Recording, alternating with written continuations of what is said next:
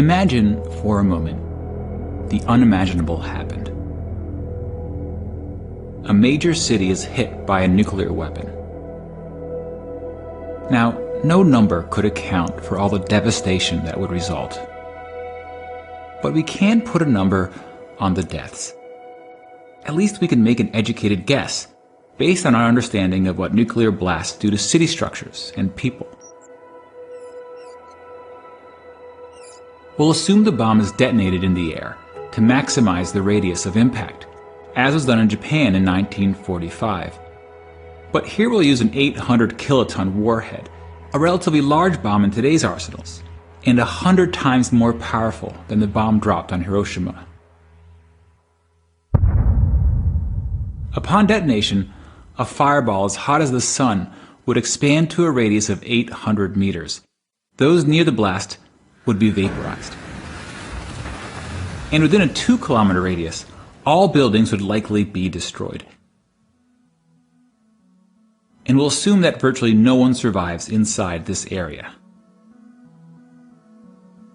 which, based on population density, would start the death tally at 120,000 people.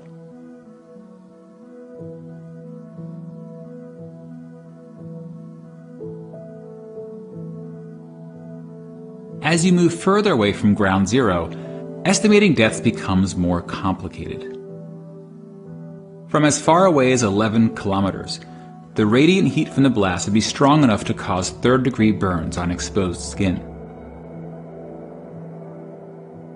And as you get closer to the blast, the heat becomes so intense that clothing, even skin, would ignite into flames.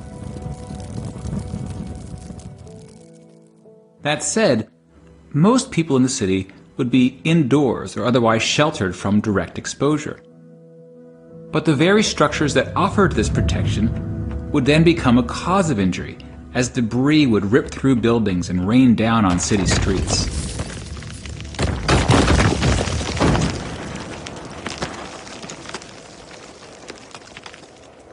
As a rough estimate, we can assume that half the people between 2 and 11 kilometers from the blast are killed, from burns, debris, smoke, collapsed buildings, and radiation sickness, which translates roughly into an additional 500,000 people. Many of these deaths will occur days, even weeks after the attack. Radiation sickness takes about a week to cause death. And much of the dust and ash produced from the explosion will be dangerously radioactive, especially if it originated near ground zero. And the distance the particles travel will depend on the wind and other factors. Now, since this simulation is of an airburst attack, it will produce significantly less radioactive fallout than ground attacks targeting missile silos or bunkers. So we'll go with a relatively small number of deaths outside the 11-kilometer range. If it were a surface blast, the fallout deaths could surpass all other deaths combined, but it's a very difficult number to predict. In theory, radiation deaths can be reduced if people can avoid exposure to the fallout, especially during the critical first few days. Fallout shelters were common during the Cold War, but people rarely build shelters today. And schools no longer practice nuclear war drills. We generally talk less about surviving a nuclear attack. And in a way, it's good that we're less afraid of the bomb now that the Cold War is over. When nations are less on edge, the risk of accidents is arguably reduced. But nuclear weapons remain one of the great threats to humanity.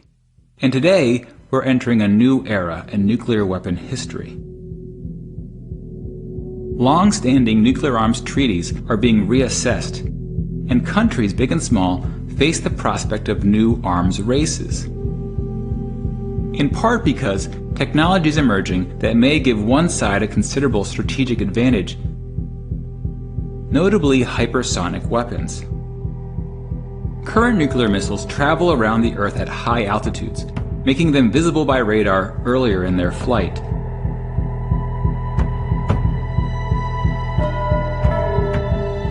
Some hypersonic vehicles travel close to the Earth, through the atmosphere, at least 5 times the speed of sound,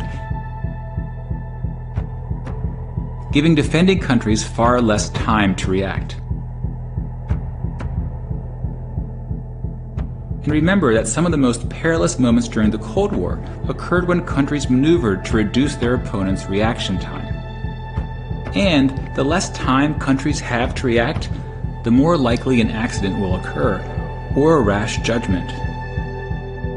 And then you have smaller nukes that blur the line between conventional and nuclear weapons, providing a more slippery path to nuclear escalation.